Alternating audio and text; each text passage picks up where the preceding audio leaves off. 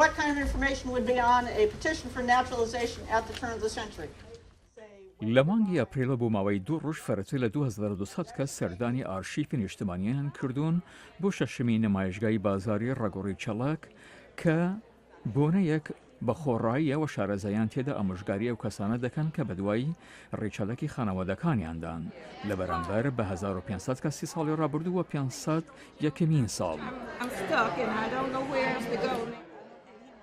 ئەمە پێنجمین نمایشگا بوو بۆ شێرلی جۆنز. دەتەوێت بزانیت تۆ لەکوێوە هاتووی، دایک و باوکت چێن، باب و باپیرانت چێن. من دەمەویست بزانم لەکوێوە هاتووم.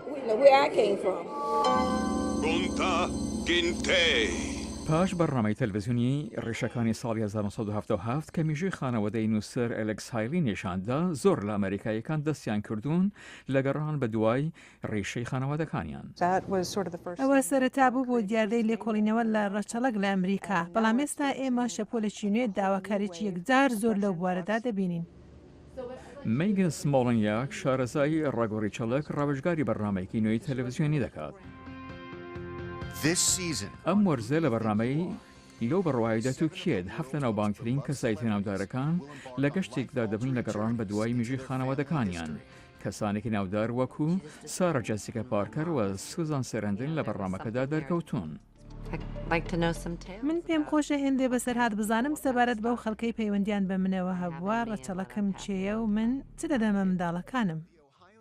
ئەو دەڵێ بگرێ ئەگەر شەوەکە کەسانێکی نوێ لە مێژووی خانەوادەی کۆ دەکاتەوە چونە سەروەی ژمارەکە پەیوەندی بە ئینتەرنێتەوە هەیە. لێکۆڵینەوەی سەرەتایی لەسەر ئینتەرنێتەوە دەست پێ بکە ancestry.com 4 میلیارد تۆماری هەیە، هەموو مانگەی خەڵکی بە ملیۆنان کاتژمێر لەسەر ماڵپەڕەکە دەمێننەوە. Ancestry.com و ئەوانەی تر لەو شیوەدان پێبەستی بە ئابوونەوەی ئەندامیەتی هەیە. ئارشیڤی نیشتمانی 100,000 ڕێکۆردی دیجیتەلایز کردووە کە لەسەر ماڵپەڕەکەیاندا بەخۆڕاییە، بەڵامەوە هەر بەشێکی بچووکە لەو 10 بلیۆنە کە لێکۆڵەران ئەوەی لەسەر ئینتەرنێت بەدوایدا دەگەڕێن و بە دەستیان ناکەوێت. زۆرجار لێرە خۆیان دەبینەوە. کۆنستانس پایتەر ئارشیڤیستێکی تایبەتە بە ڕێگۆڕی چەڵک.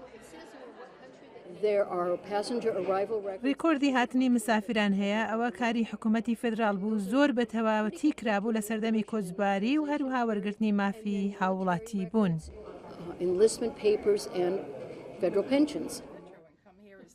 کارۆلان سەمەر بابی بۆڵی هاوڕێهیناوە بۆ گەڕان بە دوای مێژووی لەشکری دەکات دەگەڕێتەوە بۆ سەدەی 18 لەو دەمەی ئەمریکا دەبووە وڵات.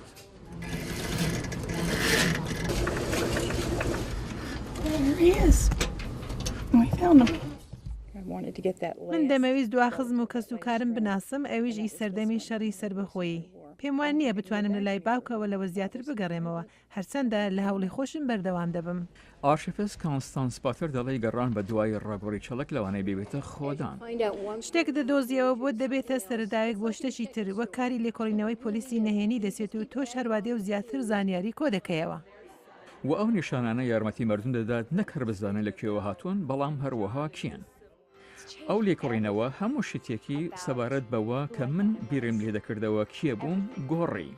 ئەمە ڕاپۆرتێک بوو لە بەشی کوردی دەنگی ئەمریکا.